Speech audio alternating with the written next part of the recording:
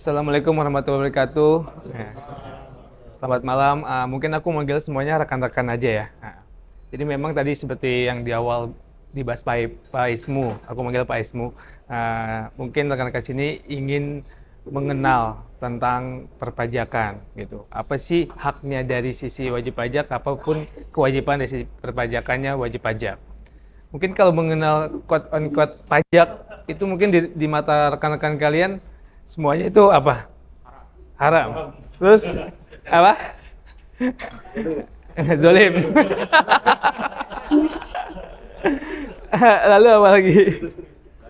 Itu ya. Mungkin ada rasa takut juga ya, sebel atau bisa kategori bodo amat lah bahasa kasarnya gitu ya. Mungkin memang kesempatan hari ini saya coba untuk dengan judul atau tema mengenal lebih dekat hak dan kewajiban wajib pajak gitu loh. Terlepas tadi kata zolim, haram dan sebagainya, mungkin di sini kita bernegara ada suatu regulasi yang harus kurang lebih ditaati lah oleh rekan-rekan semua gitu. Jadi memang definisi perpajakan itu dari segi undang-undangnya itu bahasanya mungkin dulu dari Belanda ya, yaitu adalah iuran kepada negara berdasarkan undang-undang yang bersifat dapat dipaksakan, tidak memberikan imbalan secara langsung, dan dipergunakan untuk keperluan negara. Nah, jadi singkatnya, kita memang hidup di negara Indonesia ini harus membayar pajak. Apakah harus itu bisa dilihat dari kita memiliki penghasilan ataupun tidak? Kita simpelnya aja nih, saya ngasih contoh. Orang nggak punya penghasilan, apakah dia membayar pajak? Bisa iya, bisa tidak. Nah, rekan-rekan sini secara nggak langsung kita semua bayar pajak nih. Kita beli minum, kita beli makan, tapi memang itu pajaknya pajak daerah, pajak restoran. Nah, tapi terkait dengan bisnis, apakah keuntungan kita itu wajib bayar pajak atau tidak? Nah, di sini aku juga ingin memperjelas hak dan kewajiban wajib pajak itu seperti apa.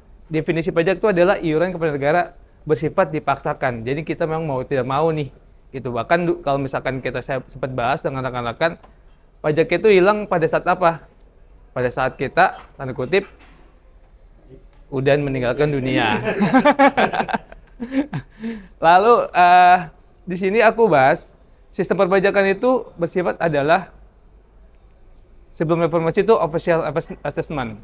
Jadi setelah reformasi tahun 1983 itu bersifat self assessment system, yang diartikan wajib pajak diberikan kepercayaan oleh negara untuk mendaftarkan diri, menghitung, membayar, melaporkan pajaknya secara sendiri, gitu. Nah, mungkin di sini makanya rekan-rekan gimana sih kok kita suruh ngitung sendiri, membayar sendiri, gimana caranya gitu. Di sini kita akan membahas kurang lebih apa sih jenis-jenis pajak. Nah, jenis-jenis pajak itu ada PPh, ada PPN. Kalau bicara PPh itu adalah pajak penghasilan, PPN itu pajak penerimaan nilai. Mungkin kata-kata PPh, kata-kata PPN sering banget didengar oleh rekan-rekan semua. Bahkan yang lebih sering didengar adalah mungkin kata-kata PPN ya. Karena kita pergi ke restoran pasti ada pajak daerahnya, beserta dia juga pergi ke suatu tempat beli material, rekan-rekan bisnis properti ada PPN-nya. Ke supermarket ada PPN-nya. Nah, tapi kita tuh apa sih jenis pajak penghasilan? Nah, jenis pajak penghasilan itu ada dua, pajak bulanan dan itu pajak tahunan. Apakah semua orang itu memiliki penghasilan di pajak bulanannya? Contoh seperti saya bekerja di suatu perusahaan yang dapat gaji setiap bulannya, itu semua sih bayar pajak bulanan. Tetapi melalui gimana?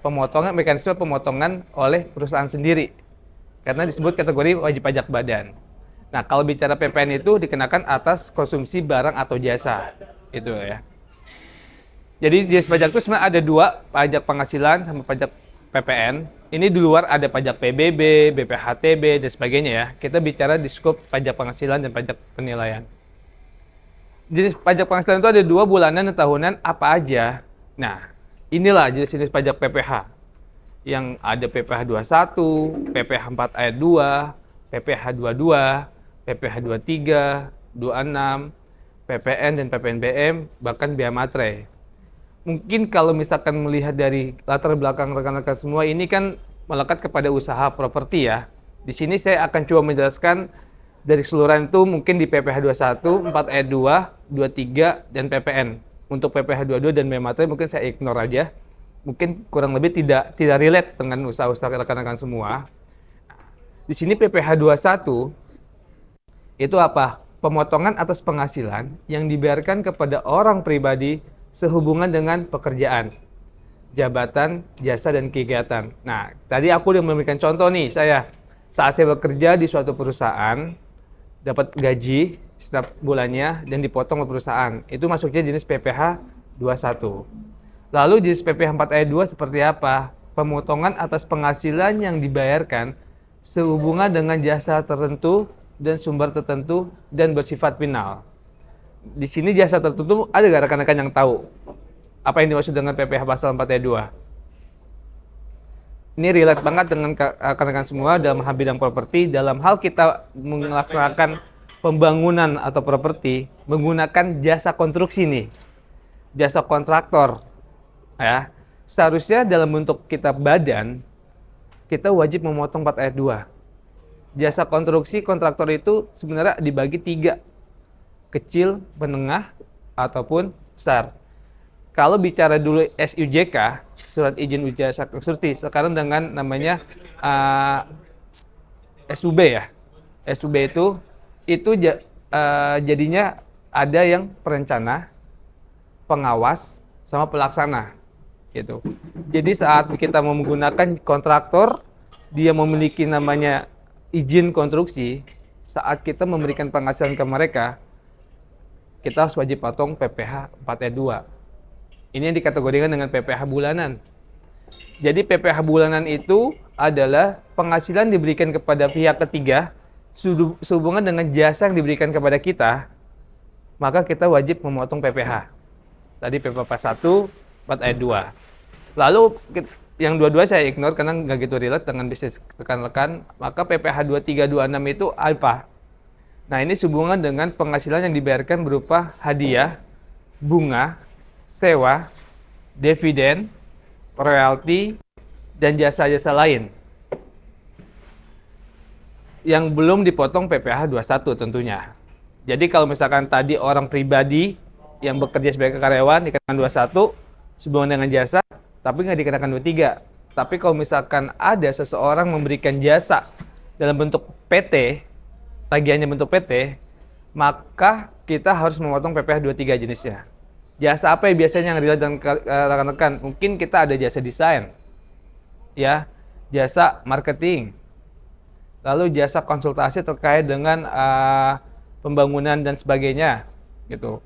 Tapi yang paling relate sekali kalau kita menyewakan suatu kendaraan mobil, nah itu sewanya sewa kendaraan. Tapi kalau pertanyaan kalau kita nyewa rumah atau nyewa suatu gudang, itu kenanya pajak apa? Itu seharusnya kena pajak 4 ayat 2 bersifat final. Gitu. Lalu yang terakhir yang relate dalam hal rekan-rekan udah PKP. PKP itu pengusaha kena pajak, ya. Maka ada kewajiban nih kita sebagai penjual itu wajib memungut pajak 11% tarifnya yang dibayar sendiri sebelum dengan penyerahan barang kena pajak atau JKP, jasa kena pajak. Nah, tadi dari semuanya ini aku bilang ini adalah pajak bulanan yang wajib kita melakukan pemotongan terhadap pemberian penghasilan sehubungan dengan jasa, sewa, dividen dan sebagainya kepada pihak ketiga. Gitu. Mungkin kulitnya kurang lebihnya dalam hal kita bertransaksi kepada seseorang atau badan, itu kita lihat dulu nature-nya. Kalau ini hubungan dengan jasa, ini wajib potong nih. Tapi mungkin kita bingung nih, dikenakan PPh berapa? Nah, ini aku bagi spesifik, ada tadi tuh 21, 4 ayat 2, 23. 21 adalah kepada orang pribadi seperti karyawan. 4 ayat 2 sehubungan dengan jasa kontraktor ya, kalau yang dia dengan bisnis rekan-rekan kalian. Yang ketiga, PPh 23 itu sehubungan dengan jasa lainnya selain jasa konstruksi.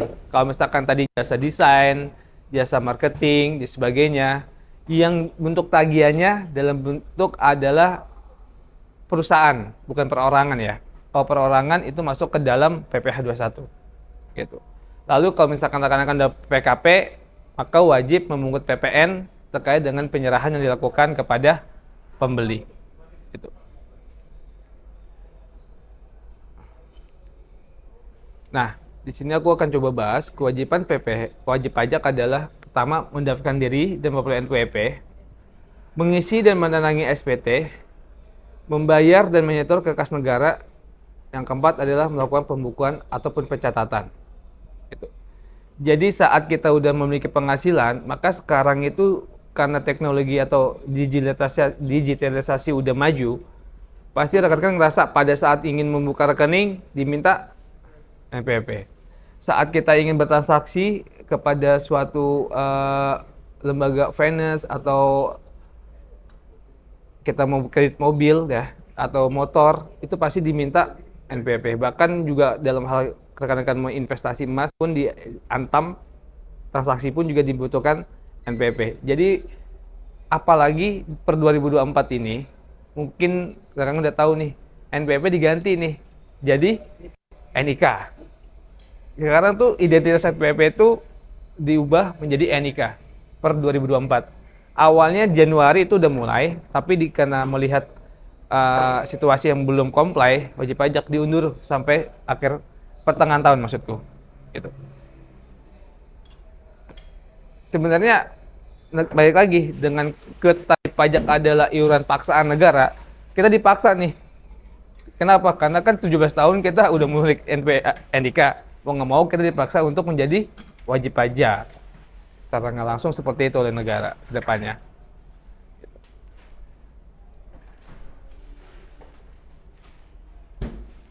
Nah, jadi memang dalam hal wajib pajak itu wajib kan membuat NPWP nomor pokok wajib pajak. Fungsi utama NPWP adalah sarana administrasi perpajakan. Yang kedua, tanda pengenal diri atau identitas NPWP dalam melaksanakan hak dan kewajiban perpajakan. Menjaga ketertiban dalam pembayaran pajak dan penguasaan administrasi perpajakan. Setiap wajib pajak memiliki satu NPWP, nggak bisa dua. Makanya, mungkin kalau misalkan kita flashback beberapa akhir tahun yang lalu, itu negara membuat satu orang hanya memiliki satu NIK kan. Dulu kan sering banget nih banyak satu orang punya dua NIK saat dia tinggal di suatu tempat A, dia pindah ke B, itu pasti dia bisa mengajukan KTP yang dua gitu loh.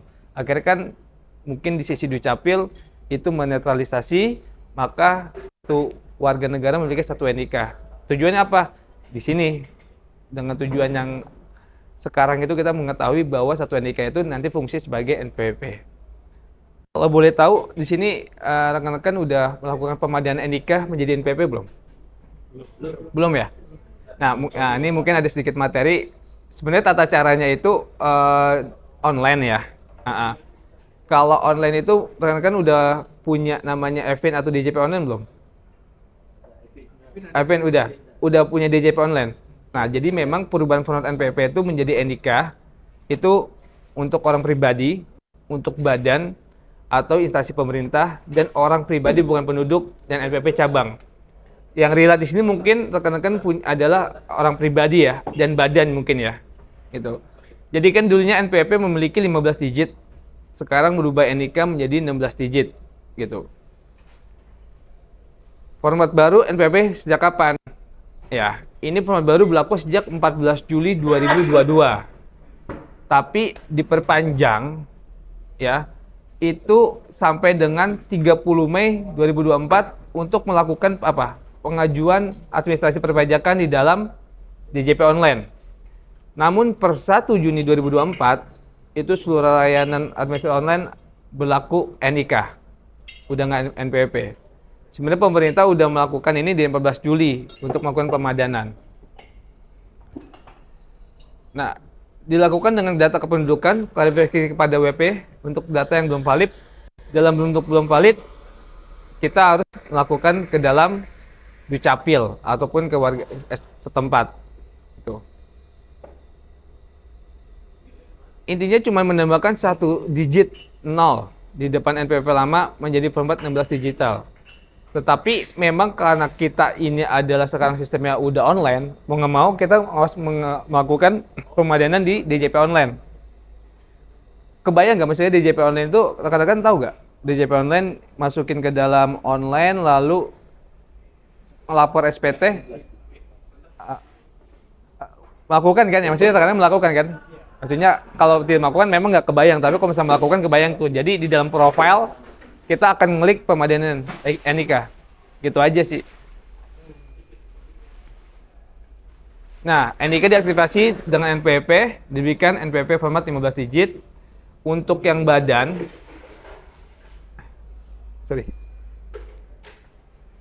jadi cek validasi data di pajak.go.id atau di JP Online, masukin NPWP kalian, lalu password, kalau udah punya EVIN, masukkan EVIN-nya, lalu pilih profile, ya, dan dilakukan secara pemadanan.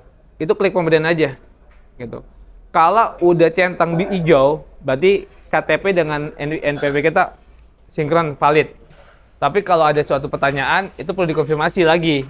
Mungkin ada pengalaman nama seseorang misalkan Susi Susanti, I-nya pakai Y, tapi di situ dia pakai I, itu nggak valid tuh. Itu perlu adanya konfirmasi dan pembetulan nama dulu, gitu. Namun kalau misalkan ternyata tidak valid seluruhnya, itulah maka perlu di pemutahiran data. Maksudnya perlu di pemutahiran data adalah perubahan. Contoh misalkan saat kita bikin NPWP, alamat kita di alamat A, ya. Lalu pas kita pindah rumah, ternyata secara KTP kita berubah nih ke alamat B. Nah, saat kita mau pemadanan NIK, antara NPWP alamatnya dengan NIK berbeda, itu nggak bisa. Makanya kita harus melakukan pemutahiran data di KPP sesuai alamat yang terakhir, which is alamat yang B yang kita harus lakukan. Gitu. Jadi mungkin kalau bahas sedikit NIK menjadi NPWP, itu memang salah satunya sekarang kita harus melakukan pemadanan di DJP Online. Lalu nanti per 1 Mei 2024 itu semua transaksi udah nggak pakai NPWP tetapi pakai NIK seharusnya. Gitu. Lalu bagaimana kalau misalnya kita belum daftar NPWP sekarang? Sebaiknya kita mendaftarkan NPWP aja. Lalu nanti tinggal pemadanan. Impact-nya apa kalau misalkan nggak kita pemadanan? Salah satunya untuk transaksi-transaksi yang menggunakan NPWP, kalau NIK-nya belum pemadanan, itu kemungkinan ditolak. Karena sekarang DJP itu kantor pajak pusat, sudah berregis kepada lembaga instansi pemerintah, salah satu lembaga keuangan, lembaga BPN, lembaga Samsat, ya. Lalu juga terkait dengan namanya bahkan lembaga, kalau bicara properti itu BPN berarti ya, ya lembaga BPN gitu. Yang dikhawatirkan oleh rekan-rekan saat kita memiliki usaha properti atas nama tanah anak kita belum pemadanan, saat kita melakukan pembayaran atau pembuatan ID billing atau SSP yang untuk membayarkan pajak, itu kemungkinan ditolak. Kenapa? Karena NPWP-nya nggak valid. Kita belum pemadanan. Gitu. Jadi untuk mengantisipasi itu, sebaiknya kita memvalidkan itu.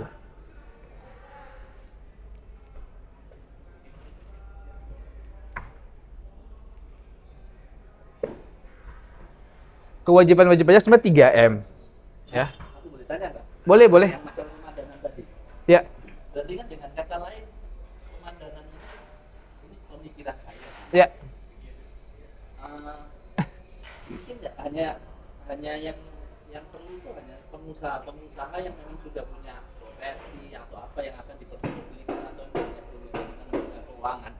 Kalau dia hanya sekedar utang sayur aja kan nggak usah pemadam. Nah, gini, kata-kata pemadanan itu adalah saat kita punya NPWP yang harus dipindahkan ke NIK. Itu pemadanan, Mas.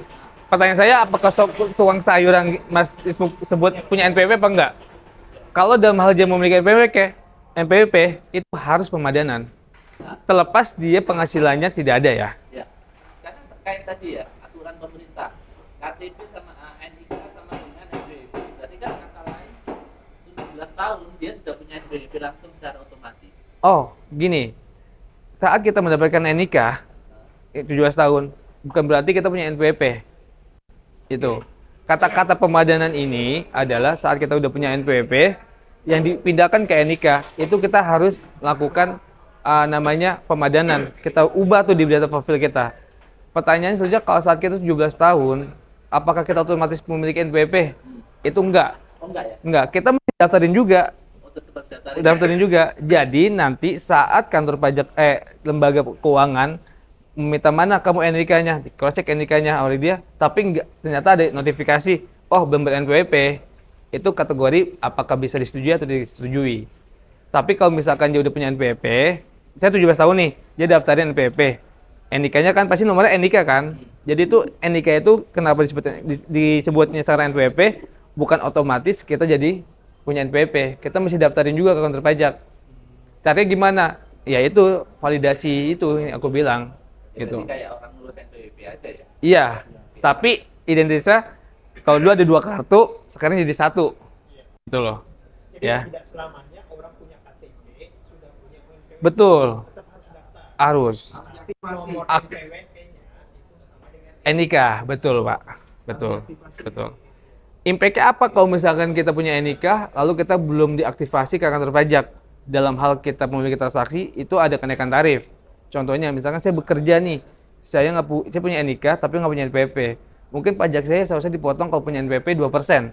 Karena saya nggak punya belum aktivasi, kita kenakan tarif tuh bisa 4%. Sanksinya ada kenaikan tarifnya. Itu aja sih. Gitu. Bukan menghilangkan substansi objek pemotongan itu. Ini pertanyaannya agak melebar. Nggak apa-apa, Mas. Apa namanya, sekarang kan ada istilahnya kuliah merdeka ya, di kampus merdeka atau kuliah merdeka itu karena anak saya itu dia kerja magang. Ya. Setiap mahasiswa yang kerja magang di perusahaan, di beberapa perusahaan besar, diwajibkan itu mengurus NPWP, Ya. ya kan? Sekarang dia punya NPWP, kemudian dia kembali lagi ke kampus. Ya. Nah, namanya anak-anak model yang sekarang ini kan patuh sekali dengan pemerintah.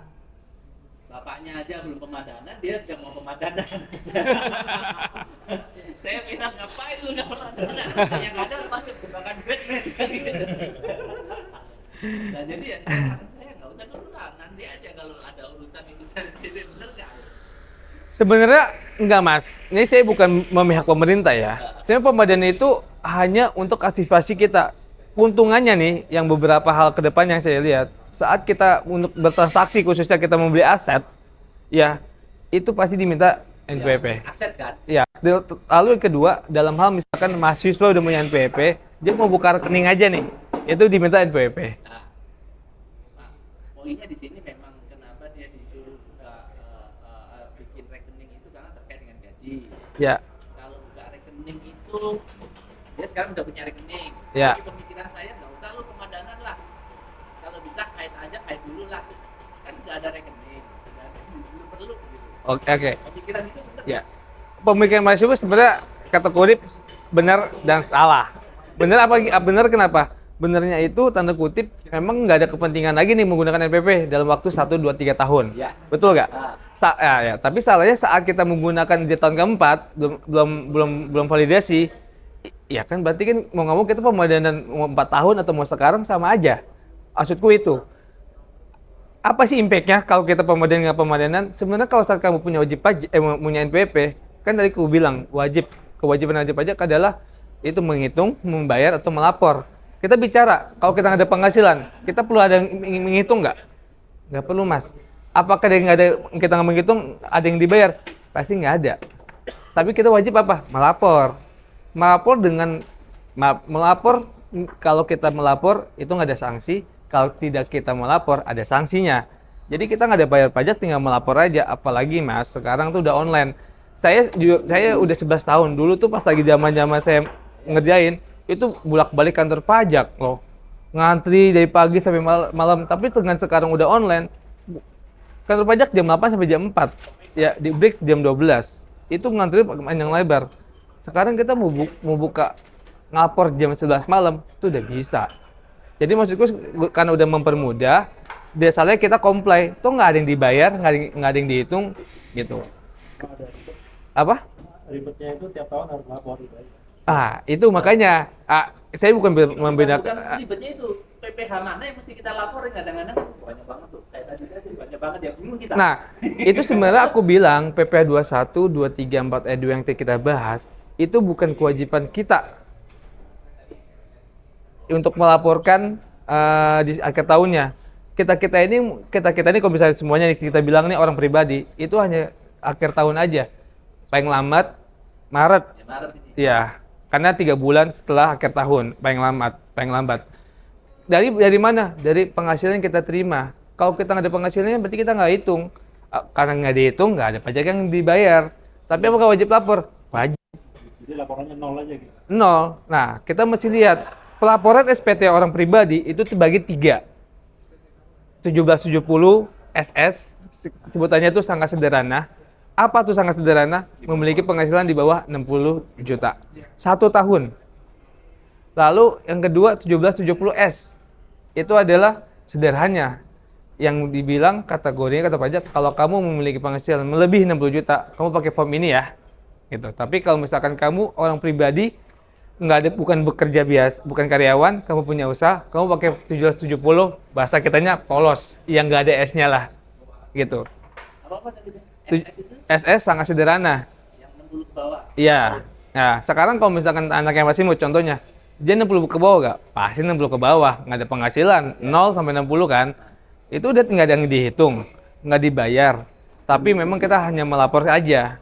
Isi form laporan SS itu kalau memang yang saya bisa kasih sedikit gambaran, itu hanya melaporkan penghasilan kita berapa, kita punya harta total berapa, utang berapa. Balik lagi sama tadi contoh tukang sayur yang memiliki penghasilan ternyata cuma 50 juta setahun. Ya tinggal laporannya 50 juta. Menghitung, kita bicara lagi, larinya kemana? Tarif. Di pajak itu selalu ada tarif. Apakah tarif kita itu masuk kategori yang dikenakan pajak atau tidak? Mungkin rekan-rekan tahu nih, namanya PTKP. PTKP itu penghasilan tidak kena pajak. Berapa sih batasan maksimumnya setahun untuk kita yang pribadi sendiri melekat, yang belum kawin, yang nggak punya anak, nggak punya tanggungan, itu 54 juta setahun. 54 juta setahun. Belum kawin. Nggak punya anak, nggak punya tanggungan. Berarti kalau dibagi rata-rata 12 bulan, itu hanya kita punya penghasilan 4,5 juta. Gitu. Makanya itu ada sedikit konflik. Orang yang bekerja di Jakarta, UMP-nya sekarang udah mulai 4,5 kan? 4,8. Berarti 4, berapa Mas? 4,9. Berarti itu 400 ribunya bisa dikenakan pajak. Itu bukan pajak. Seharusnya. Tapi melihat status Mas, kalau Mas ternyata kawin, berarti tambah lagi tuh 4,5 juta. Yang awalnya tidak kawin 54, tambah 4,5 juta, berarti 58,5. Surat nikah disertai.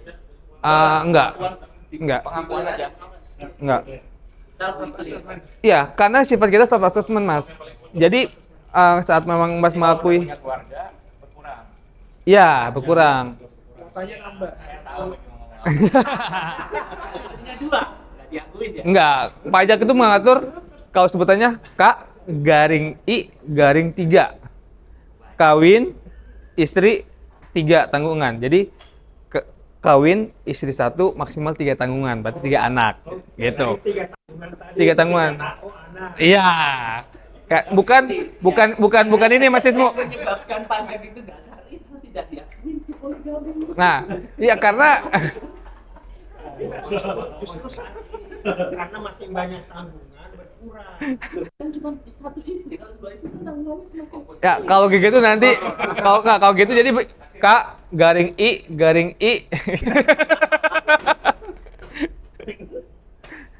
Oke, saya lanjut. Jadi memang mungkin kurang lebih pertanyaan Mas Isbu dijawabnya itu Mas. Kalau bicara tadi anak, kalau menurut saya mau nggak mau emang harus kita validasi. Iya, karena nggak ada kerugian dan keuntungan juga. Nggak ada kerugian juga kalau kita lapor. Bahkan masalahnya kita nggak tahu Mas. Saat Mas tadi 3 tahun ya, 3 tahun nggak lapor pajak, dapat di penghasilan, ibaratnya kan muncul lagi nih NPWP-nya. Ya, kecuali kalau mau anaknya Mas itu melakukan non efektif. Non efektif itu adalah nonaktifkan NPWP sementara saat kita nggak ada penghasilan. Nah, sekarang pertanyaannya, ini pengalaman pribadi. Istri saya tahun 2011 sebelum COVID itu saya nonaktifkan. Oke. Setelah aman nih dan sebelum COVID itu tahun 2000 berapa? 2019. Jadi 2018 kita terakhir ketemu 2018 ya. 2017 18 ya. Nah, yaitu langsung saya nonaktifkan. Aman tuh, tidak ada tagihan tuh. Setelah COVID selesai, kemarin dapat surat.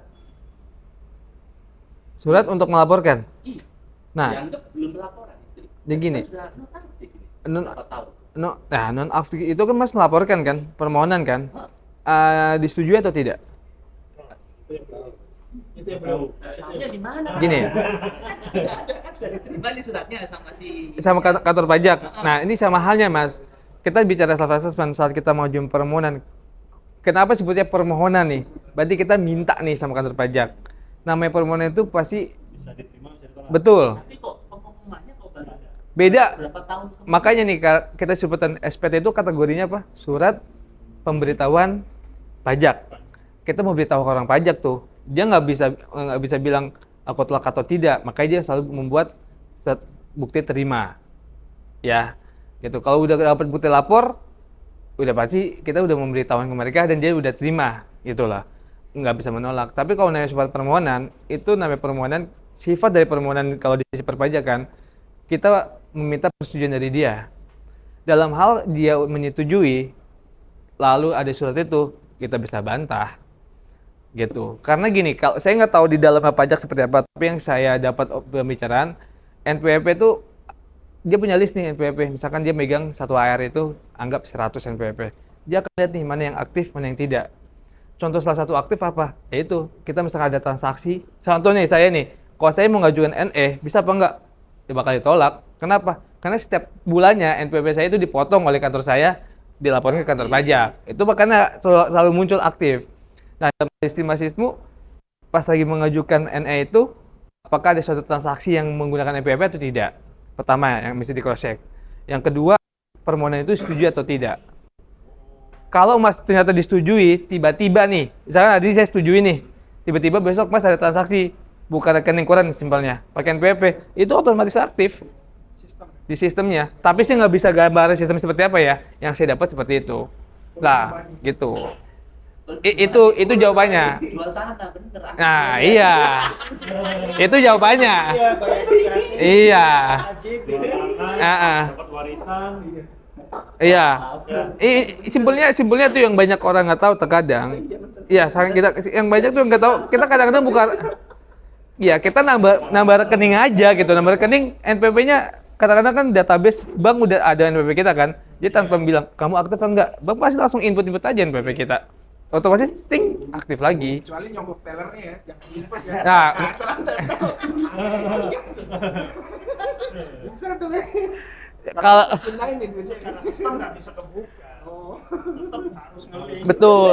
Ya, jadi memang semakin maju semakin serba salah nih kita untuk gerak sebenarnya ya. Makanya nggak pernah diubah tuh pengertian dari pajak apa pungutan paksa jadinya. Terlepas tadi ada teman-teman rekan zalim, haram dan sebagainya, tapi memang bernegara. Saya tidak bilang negara ya, tapi memang di sini adalah quote-nya adalah iuran paksa yang harus dipaksakan. Nah, di sini sebenarnya diskusi kita lebih baik mendingan gimana caranya tax planning.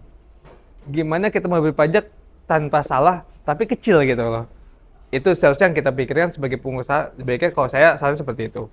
Kita juga mau jalan ke sini enak, jalan ke sana enak, karena kita menentukan suatu follow the regulation, which is di sini kita orang pajak menanyakan, kayak gini loh peraturannya salah, oh enggak emang benar, gitu. Nah, apalagi bicara self assessment. Self assessment itu kan kita dimandatkan untuk menghitung, membayar dan melakukan secara sendiri. Tinggal orang pajak melihat tuh adjustment-nya benar atau salah.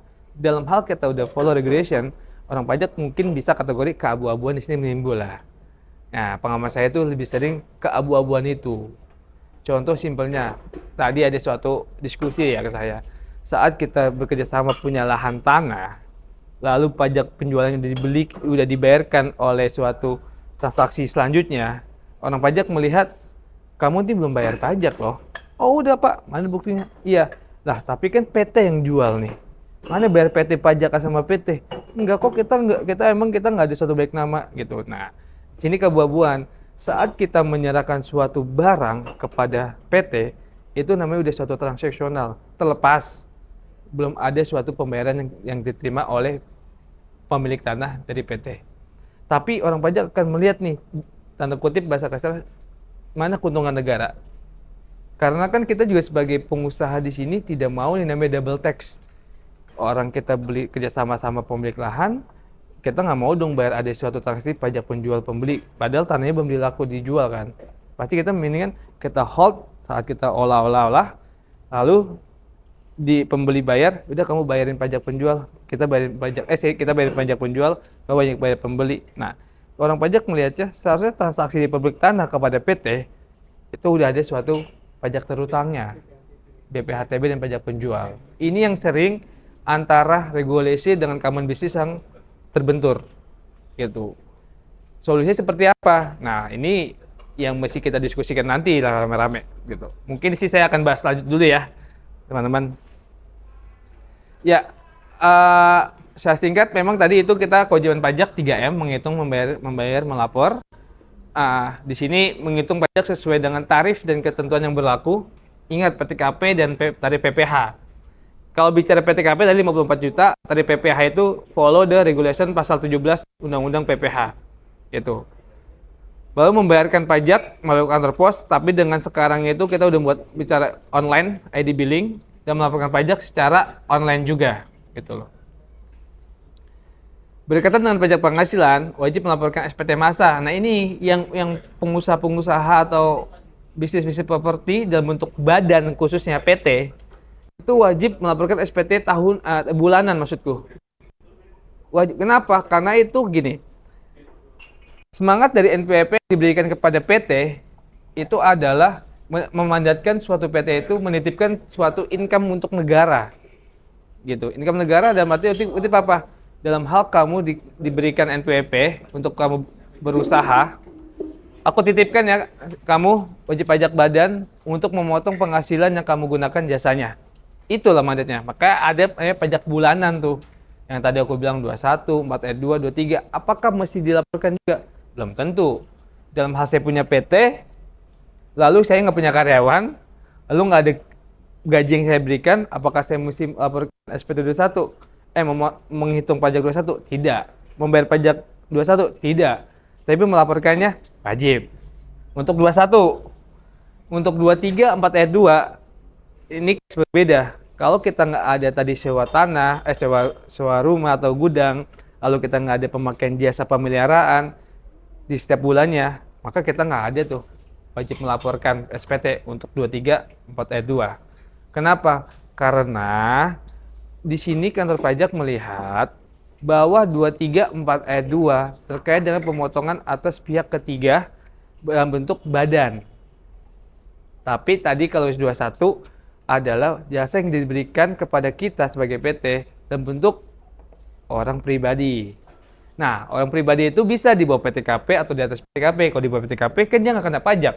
Kita nggak menghitung pajak, nggak bayar pajak. Tapi wajib melaporkan SPT bulanan. Sama hal PPN juga, kita wajib melaporkan SPT bulanan. Jadi yang sebenarnya tuh untuk yang wajib ada transaksi, nggak ada transaksi untuk bulanan, itu 21. Dan PPN dalam hal rekan-rekan adalah PKP. Tapi kalau rekan-rekan nggak PKP, hanya PPh SPT 21 aja yang wajib dilaporkan setiap bulannya. Dalam hal rekan-rekan dalam bentuk PT ya usahanya ya, bukan perorangan gitu. Nah, kalau perorangan itu dalam hal perorangan Mas punya SKT-nya seperti apa? Surat keterangan terdaftar hanya cuman NPWP atau dapat SKT? Karena gini Mas, dalam hal kita memiliki usaha ya, itu pasti ada suatu namanya KLU. KLU itu adalah klasifikasi usaha ya. Kalau Mas dibilang kamu pengusaha tapi dalam bentuk orang pribadi, bahkan dengan adanya undang-undang Omnibus Law atau Ciptaker, sekarang pasti pernah dengar kan PT pribadi, PT perorangan yang cuma 50.000 kita bisa, ya kan? Ya. Itu apakah memang disebut perorangan atau PT? Itu kan bingung kan? Tapi kantor pajak udah mendeklar itu memang perusahaan orangan yang bersifat badan hukum. Walaupun nggak ada Kemenkumham, nggak ada akte pendiriannya dan sebagainya itu. Nah, itu yang aku bilang, kita klasifikasi seperti apa. Kalau perorangan bukan PTOP, itu nggak ada kewajibannya, Mas. Tapi kalau Mas bilang kita perorangan tapi bentuknya PTOP, itu ada kewajiban melaporkan SPT 21. Jadi baik lagi kadang-kadang kan tuh sifatnya perorangan atas melekat ke diri saya atau PTOP. Yang bedanya? Bedanya gini, kalau OP itu namanya orang pribadi, aku hanya tidak punya apa tuh sistem yang PTOP itu di digital sebutannya apa? Yang KBLI itu apa mas sebutannya kalau kita OSS? Nah, kita tidak mendaftarkan diri kita di OSS. Tapi kalau kamu PTOP, kamu harus wajib tuh mendaftarkan diri kamu di OSS. NIB. Ada NB-nya. Iya, betul. Maksudku itu NIB. Kalau Mas tidak masuk ke OSS dan nggak ada NIB-nya, itu perorangan, simpelnya. Tapi kalau Mas itu mendaftarkan diri sebagai PTOP yang memiliki OSS dan NIB, itu adalah PTOP yang wajib melaporkan SPT 21 per bulan. Nah, gitu. Dan wajib memotong tuh, nah, kalau ada transaksi tadi 23, 4 ayat 2 dan sebagainya. Itu wajib per bulan. Kalau Untuk dia, misalkan perusahaan baru, ya, terus dia hire karyawan honorer itu di Hmm. bulan ketiga Ya. dari dia buat perusahaan barunya itu. Ya. Dan itu pun cuma berlangsung misalkan cuma 3 bulan 4 bulan. Mm-mm. Nah itu wajib dilaporin selama 2 bulan 3 bulan itu, atau di akhir tahunnya boleh dilaporkan 21 di akhir tahun itu. Gini. 21 itu dikenakan pada saat kalau kita bisa melaporkan ada karyawan dia ada karyawan dengan peraturan terbaru wajib dilaporkan Mas.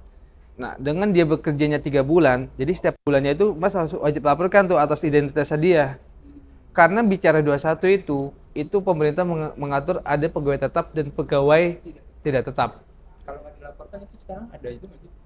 Kalau yang 21 itu ada Sanksi. sanksi nggak? Sanksinya itu 100.000 per bulan kalau nggak ngelaporin. Oh 21 itu 100.000 per bulan? Iya. Enggak. Untuk perusahaan yang kita punya perusahaan, kita ngelaporin SPT 21. Nanti saat orang pajak tahu, itu pas kita laporin telat lapor sebutannya, itu akan ada sanksi 100.000 per bulan. Oh itu bukan pasal berapa ya yang telat lapor ke bayar ada sanksi bayar juga tuh? Itu tahunan juga. Kita kayak misalnya tahunan nih, orang pribadi nih, kayak saya. Tahunan bukan tahunan, yang per bulan nggak lapor. Itu pasal 21, 21 apa? 4 ayat 2, 23. Kalau 23 Mas, malah 4 ayat 2, 23 itu nggak wajib lapor bulanan sepanjang kamu nggak ada transaksi yang memberikan penghasilan sebagai objek 23 tadi. Contoh di objek 23 tadi jasa lainnya tuh aku bilang kalau misalkan relate dengan bisnis keterangan, jasa desain, jasa art marketing dan sebagainya. Itu kalau kita per bulan nggak ada pembayaran ke pihak-pihak mereka ya kita nggak usah wajib lapor 23. Terus kalau owner Iya. dianggap dia tidak ngambil gaji, Mm-hmm. tapi cuma dapat operasional gitu, Iya. dia wajib lapor 21. Dia lapornya lapor perorangan aja pribadi yang tahunan itu, tapi Iya. di perusahaannya nggak lapor 21 itu bisa nggak? Bisa. Bisa ya? Gini. Tapi Dalam dia nggak ngambil gaji ya, konteksnya memang nggak ada gaji di di perusahaan itu. iya kan saya sangat mengerti dengan bisnis-bisnis yang Mas bilang itu. Jadi mungkin kita intinya mau keperluan apapun pakai uang kantor lah. Ya. Jadi kita anggapnya sebagai biaya pengeluaran kantor. Ya. Itu bukan gaji kita, Mas. Dan di dalam perusahaan nggak ada namanya karyawan berarti dong. Atau si owner itu bukan karyawannya perusahaan, tapi dia dapat uang terkait dengan operasional kantor. Itu Tiap bulan nggak tiap bulan iya, itu ini juga.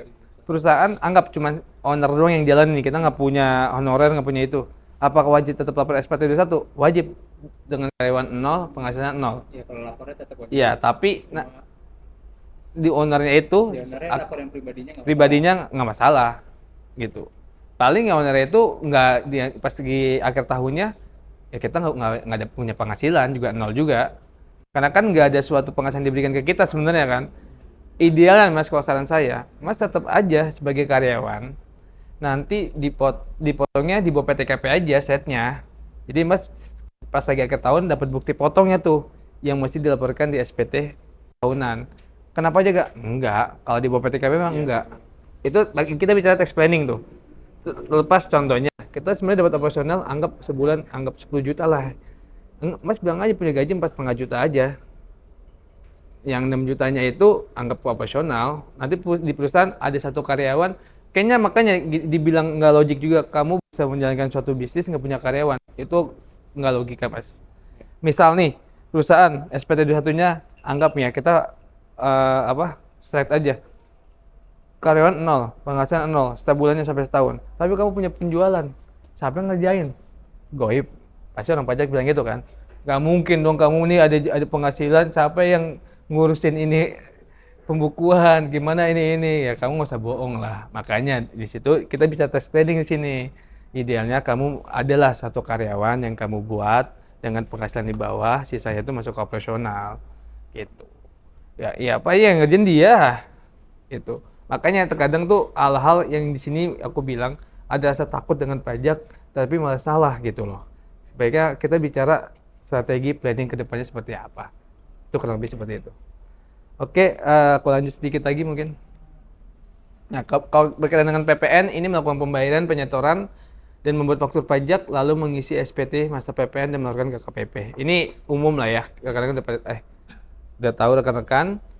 Terus, nah ini wajib melakukan pembukuan pencatatan. Namanya kita pengusaha, ya, kita wajib melakukan pencatatan pembukuan, gitu. Karena bicara perpajakan pada saat ditanya orang kantor pajak, itu pajak itu hukum tertulis biasanya. Apa hukum tertulis itu? Bukti, evidence. Saat kamu bilang, tadi nih saya bilang nih ya, contohnya kayak tadi Mas bilang, kita nggak ada SPT-nya 0, tapi ada penghasilan.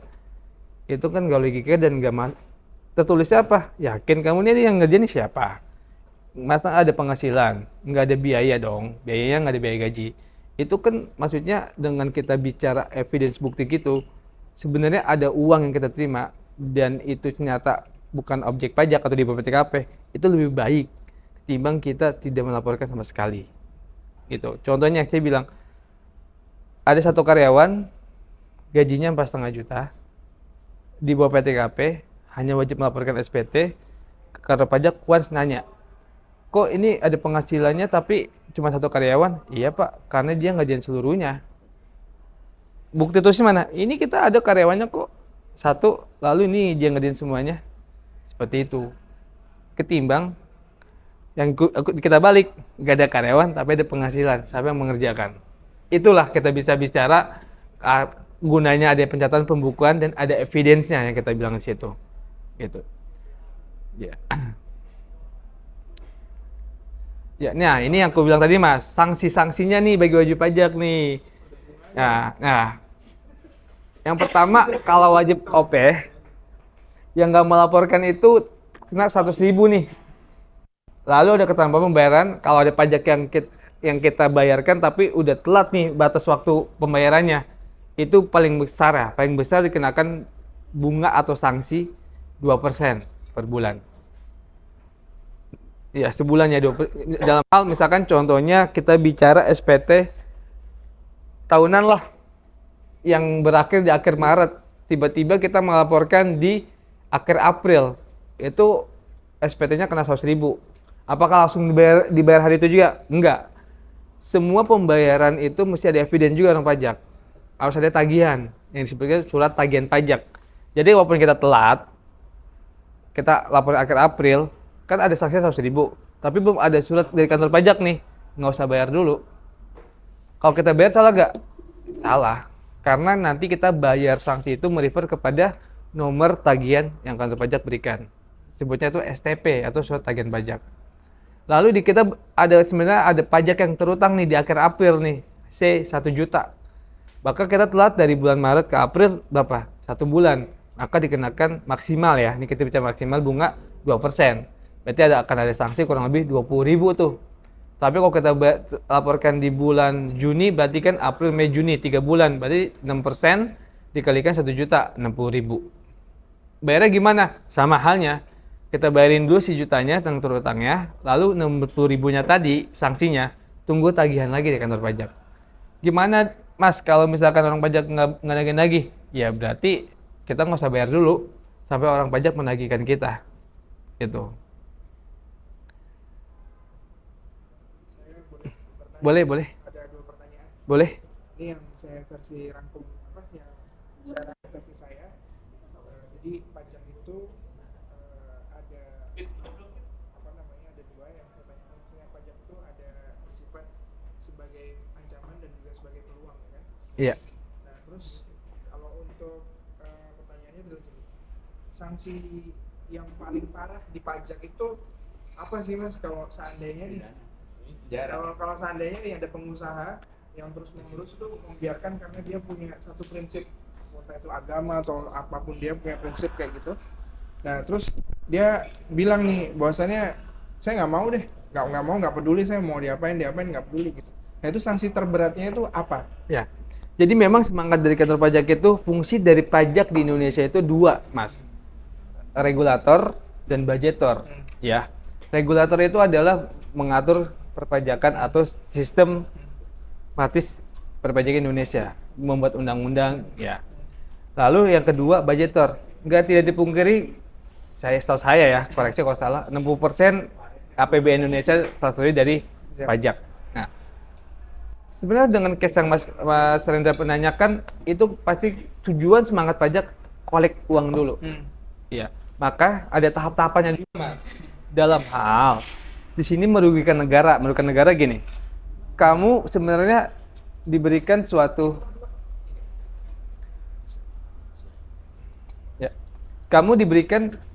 mandat untuk memungut PPN. Ini simpelnya nih. Kita PPN itu kan penting buat faktur pajak. Sebenarnya kita diberikan oleh negara, kamu memungut PPN ya 10%, sekarang 11%. Dari siapa? Dari yang menggunakan yang konsumsi, which is itu pembeli.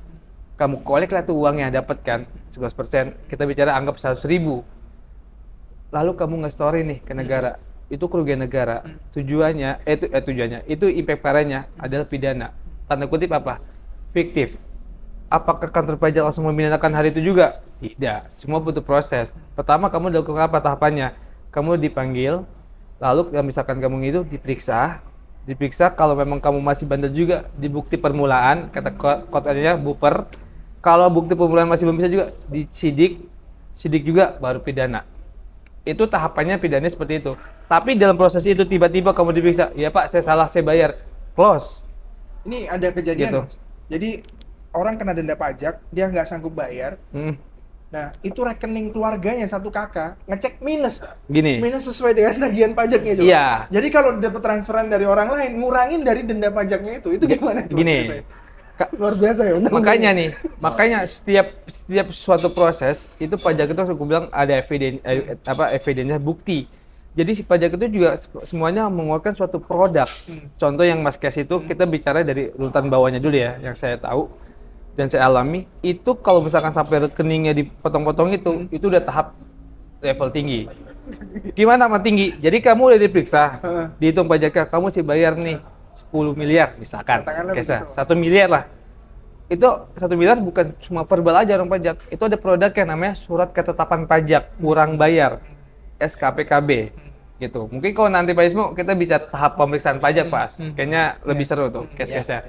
Nah, ya kamu tuh ya apa sih, kenapa sih wajib pajak diperiksa, kenapa sih pemeriksaan mesti ngapain sih kita, ya itu kita mungkin nanti nextnya kita bahas.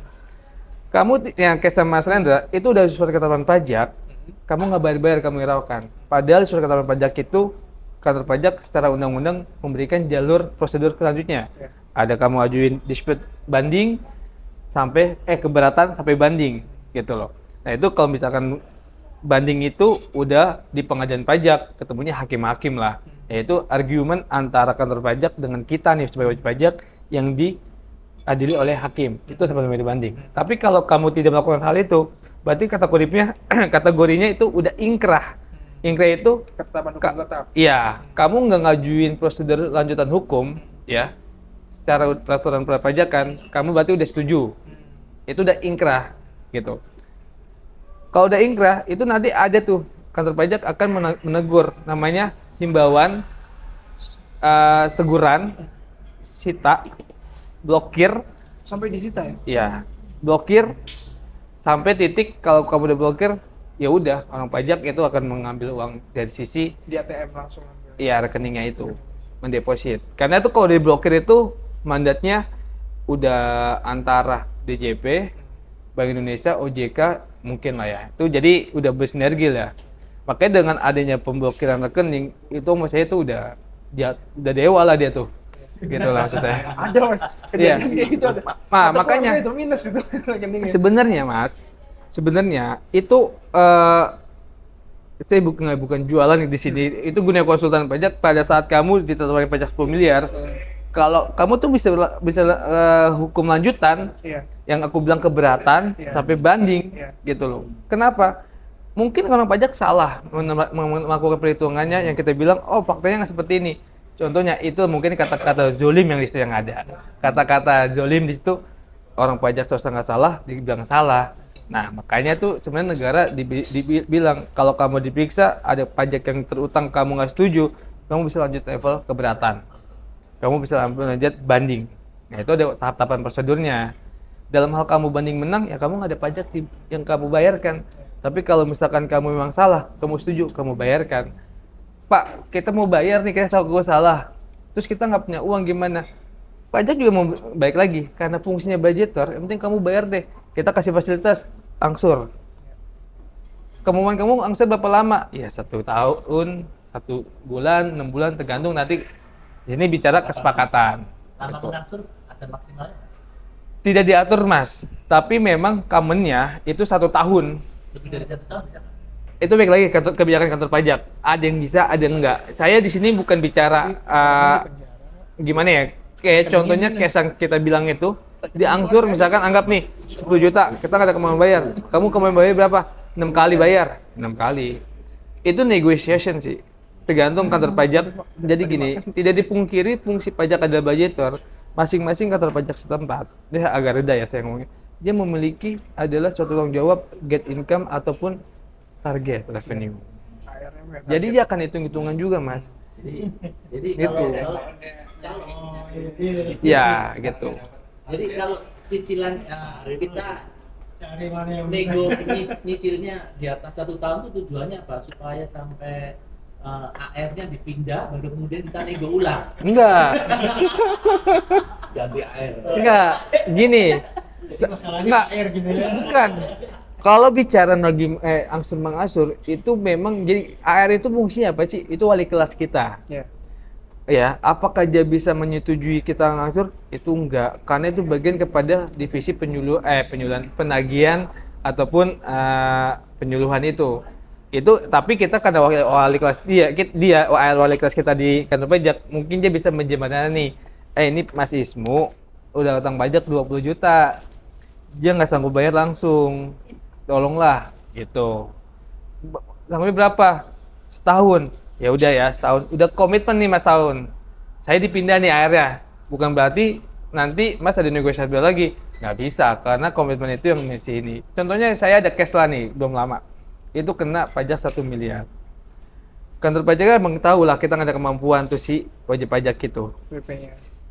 Dia bilang, Mas, ini saya bisa bantu propose 6 bulan. Kita negonya setahun kan, sampai akhir tahun. Nggak, kita bilang setahun, nggak disetujuin. Kenapa? Ya karena bukan berarti dia memutasi, enggak. Karena kebijakan kantor saat ini, itu kita cuma 6 bulan. Mau nggak mau kita manut. Ngejar target ya. Iya, Closing gitu. ya. Dia udah memberikan suatu baik lah ya, tanpa langsung, tapi kita bisa diangsur 6 bulan. Ya itu tinggal baik lagi lah. Dalam hal ini 6 bulan kita nggak ada uang nih, seperti apa? Ya kita kadang kalau bicara konsultan di sini, kamu bikin surat ini deh, permohonan dulu. Nanti setuju nggak setuju, itu kan mengatur waktu nih, itu strategi sih Mas. Nah dulu, ini mau bayar, gue lagi minta permohonan belum dibalas, itulah. Ini trik-trik konsultan sih di situ, ya. Apakah nantilah kita diskusi lebih lanjut lah, gitu. Ya, Oke? yang terakhir nih Mas ya. Oke. Yang tadi 2 tuh, yang terakhir. Kalau seandainya nih dia selaku pelaku usaha dan item yang dijual tuh banyak kan. Sehingga ada miss pencatatan katakanlah begitu. Ya. Yang seharusnya itu tadi pengeluaran tapi salah input nih, kolomnya ke pendapatan. Ya. Masuk tuh ke kantor pajak tuh. Nggak di QC-nya Ya. lolos lah ya. Nah, kira-kira orang pajak tuh ngerti nggak dan wah ini Bapak harus bayar nih, kurang bayar nih. Padahal enggak Pak, ini harusnya pengeluaran gitu. Nah, Itu ini gimana? kalau bicara ini kan berarti basicnya kepada pembukuan ya. Nah, pembukuan. dalam hal kesalahan, tanda kutip, kita kelebihan bayar kan. Ya, itu kan ada namanya suatu pembetulan SPT, Mas. Jadi dalam hal ternyata kita bikin nih, seharusnya income kita 1 juta rupiah pendapatan kita. Tapi kan ada biaya yang masuk ke dalam income, jadi 1.200.000. Wah, kita aware nih. Baik, karena kita self assessment, kita bisa melakukan pembetulan SPT sepanjang tapi diatur nih oleh kantor pajak sepanjang satu belum daluarsa pajak. Daluarsa pajak tau gak? Jadi setiap tahun pajak itu kita mempunyai daluarsa paling lama 5 tahun. Contoh, sekarang kita bicara sekarang tahun 2024. Jadi untuk tahun pajak 2018 itu udah nggak bisa diutak-atik. Karena udah 5 tahun. 18, 19, 20, 21, 22, 23. 19, 20, 21, 22, 23. Itu 18 orang pajak udah nggak bisa utak-atik. Jadi rekan-rekan kalau punya penghasilan yang mau dilaporkan 18, udah tenang lah. Gitu. Itu satu ya, Mas. Dan kedua, belum diperiksa. Kita bisa melakukan pembetulan SPT. Ya, gitu. Soalnya ada yang kejadian tuh kelebihan itu dia minta ke bayar, ujungnya malah ditawarin restitusi. Nah, Itu gimana coba? Lebih berat lagi kan kalau restitusi kan? ya, jadi gini, sebenarnya dalam hal kita memiliki kelebihan pajak, ini jenis pajaknya apa dulu, Mas? Waktu itu pajaknya jenisnya ya badan ya. Badan. Iya, Nah, iya. jadi gini, kalau kita memang memiliki kelebihan bayar pajak di SPT tahunan badan, itu ada 2. Satu, dipotong utang pajak. Kedua ya. Yang kedua, kelebihan bayar itu kita minta tidak dibalikin. Iya, bukan. Ya, atau disebut restitusi. Tapi kantor pajak nggak sebut dua itu dong. Bukan sebut dua itu. Iya. Iya. Lebih bayar malah diperiksa. Iya. Nah, itu tadi. Tak dulu gitu. Ya, tadi makanya gini, aku udah kasih kamu, ini misalkan negara, aku udah kasih kamu untuk menghitung membayarnya sendiri, kok masih bisa lebih bayar? Jangan-jangan kamu ada yang aneh nih, ya kan? Tadi dulu yang sebelum aku balikin uangnya, saya periksa dulu, gitu. Kalau bener, ya dikasih. Kalau salah, ya. Nah, pentingnya pentingnya konsultan di situ Iya, ya. atau sebenarnya kamu lebih bayar 100, nggak 100 nih, cuman 80, 20 kamu saya hitung, ya udah, gitu. Jadi memang itulah, terkadang kita tuh takut diperiksa. Padahal, ini pro dan kontranya, mungkin nanti kita bahas tahap pemeriksaan pajak kali ya, kalau ada kesempatan waktu. Diperiksa itu untuk perusahaan-perusahaan ada yang seneng. Kenapa? Clear pajak. Iya. Karena kalau misalkan kita udah diperiksa pajak, ada pajak yang dibayar kita bayar, atau pajak kita tidak dibayar kita bayar, itu kedepannya orang pajak nggak akan bisa ditekan lagi. Udah clear, Gak ada celah. gitu. Jadi memang terkadang kita masih melihat ibaratnya kayak buah si malakama atau 2 mata logam koin ya. Jadi ada yang positif, ada yang negatif. Yang kita capai di sini adalah apa? Karena kita sebenarnya mikirin sendiri, gitu. Kita ketakutan sendiri, kita nggak tidak memahami. Gitu. Karena kalau diperiksa itu terkadang ada positif untuk kita atau ada rugi di kita. Ruginya apa? Tiba-tiba karena kita salah nih, disuruh bayar pajak, kita nggak mau. Tapi kalau misalnya kita benar, kita bisa argue sama dia. Udah selesai diperiksa, itu kita tenang ke depannya. Gitu. Jadi memang seperti buah si malakama untuk hal itulah. Nah, selanjutnya ini mungkin sanksi-sanksi di teman-teman udah gitu paham lah ya. Tadi 2% atau 1.000 notisnya seperti itu aja. Sebenarnya hak KWP di sini satu mengajukan penundaan penyampaian SPT atau pembetulan, aku bilang tadi itu. Yang kedua, memperhitungkan pajak yang telah dipotong atau dipungut yang tadi 21, 23, 42. Yang ketiga, minta pengurangan pengurangan PPh pasal 25. Atau sebenarnya ini ada yang ketiga restitusi, keempat restitusi keberatan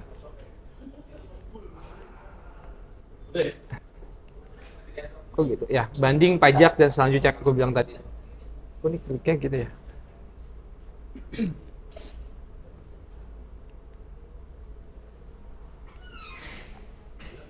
Nah, aku bilang tadi dalam hal kita ada utang pajak kita nggak setuju, kita bisa melalui jalur keberatan yang diajukan maksimal 3 bulan dari tanggal surat ketetapan pajak. Dan dalam hal itu kita juga bisa mengajukan banding ke pengadilan pajak dalam waktu 3 bulan setelah keputusan perpajakan. Apabila belum puas, itu kita bisa mengajukan ke MA. Kita cerita aja ke belakang ya. Gitu.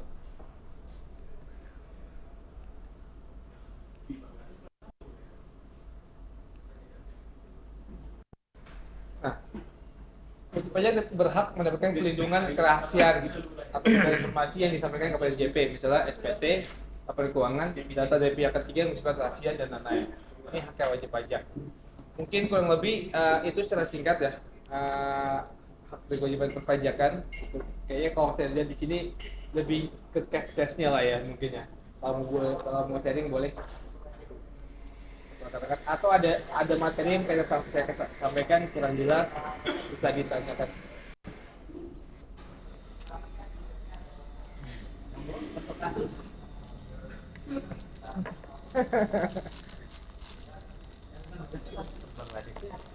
Jadi atau enggak? Lalu belum dibikin itu tadi. Saya mau tanya. Oh, enggak. Jadi gini Mas, saya kan memang tadinya ada konsultan pajak karena ya karena infonya kebanyakan bagus. Terus ketika setelah COVID itu kita ngurus restitusi itu dapat 80 juta. Total restitusi berapa Pak? 80 juta deh. PPN ya? Ke BPN. Badan? Badan. Nah, entah kenapa itu padahal terjadi 2020 itu atau 2022 saya lupa. Nah ini baru diperpanjang sekarang, jadi saya diperiksa terkait laporan buku besar rekening rekening koran di 2020. Nah itu resistensinya seperti apa ya? Artinya kan sebetulnya itu idenya memang dari dia kan, ternyata impactnya seperti ini gitu kan. Bapak minta restitusinya tahun 2021 ya? 2021. 2021, sekarang diperiksa 2000 untuk tahun pajaknya 2020. 2020. Iya. Jadi gini, memang kalau ini mungkin bisa kurang lebih saya jelaskan, pemeriksaan pajak itu dikategorikan terjadi ya apabila satu restitusi, kedua PEMSUS. PEMSUS itu dalam arti gini, pemeriksaan khusus kantor pajak melihat nih potensi perusahaan Bapak itu sebenarnya tanda kutip ada yang salah. Dari mana? Kan sebetulnya kita laporin SPT-nya nih. SPT itu kan pasti wajib melaporkan namanya laporan keuangan ya. Nah, dalam keuangan itu mungkin ada yang tidak benar terkait dengan laporan pajaknya. Contohnya, Bapak punya gaji yang aku bilang tadi tuh, di situ ada biaya gaji 1 juta rupiah. Tapi kok di SPT dosanya 0? Padahal kan kamu wajib melaporkan. Kedua, Bapak punya biaya jasa nih, misalkan kayak 4 juta atau 5 juta setahun. Tapi kok 2-3-nya nggak ada nih. Bapak ada sewa rumah atau gudang, 10 juta setahun. Tapi 4 ayat 2-nya nggak ada. Pajak nggak, berarti kamu salah nih. Gitu. Dianalisa dulu tuh. Nah, tadi ada gaji, ada dan sebagainya. Karena kamu kamu salah, makanya diperiksa. Masuk kalau kantor saya nyewa itu berarti ada pemungutan. Ada pemungutan 4 ayat 2. Seharusnya kalau Bapak yang pegang pada konsultan, dia udah melakukan hal itu. Yang saat Bapak bayar sewa itu, dia melakukan 4 ayat 2. Tapi Bapak benar PT ya? Iya, PP. Iya, PT kan? Iya. Terus kalau dilihat historicalnya ini, staf saya itu lupa minta duit dipotong ke Indosat. Jadi itu ketika laporan tahunan itu yang masalah. Jadi awal-awal PR ya. Itu. Bapak, sorry Pak, bisnis perusahaannya apa? Saya belum nikah. Oh, oke. Berarti memberikan suatu jasa ini ya? Jasa instalasi, jasa Instalasi, commissioning dan oke ya. sebagainya. Oke. Nah itu awalnya Cuti potongnya? Nggak dapat. Nggak dapat atau staf saya lupa ngumpulin gitu. Oh, jadi, ya. begitu ada yang terlingsut. Nah awalnya sih itu gitu. Nah tentang kenapa kasulan kita sama staf saya itu ada ide itu yang khusus itu. Nah ternyata itu malah jadi buang. Sebenarnya saya dipanggil gitu. Iya, sebenarnya gini Pak, kalau bicara pemeriksaan pajak yang 2021 Bapak udah selesai kan? Itu udah terbit surat ketetapan pajak. Itu udah clear ya. Nah, mungkin yang 2020-nya itu, Pak. Jadi gini, memang kantor pajak terkadang melihat kalau saya mungkin bisa nebak Bapak tuh rugi terus menerus ya, Pak. Rugi terus ya? Kalau waktu COVID aja Iya. sebetulnya. 20, 21, Sekarang 22. kita sudah ini sih, Udah naik. bangkit lah gitu. Nah, iya. Jadi itu memang kalau keputusan pajak itu tidak bisa dihindari ya. Kenapa bisa dihindari? Itu depend on kantor pajak. Lihat profil kita. Tapi pastinya butuh analisa. Analisa dalam arti yang aku bilang tadi tuh. Mungkin di tahun 2020 Bapak rugi nih. Tapi di tahun 2000 seterusnya Bapak Mulai. untung. Pertanyaannya, kenapa tadi saya nanya bisnis Bapak apa? Kan Bapak bisnis Bapak instalasi kepada Indosat ya kan? Sebenarnya kan tuh instalasi Indosat COVID itu kantor pajak tidak pengaruh. Kenapa? Karena kan internet tetap jalan, Pak. Kecuali Bapak punya bisnis restoran atau bisnis tanda kutip ya konstruksi yang nggak bisa ngebangun lah. Tapi kalau misalnya instalasi, terusnya bisa lakukan lah.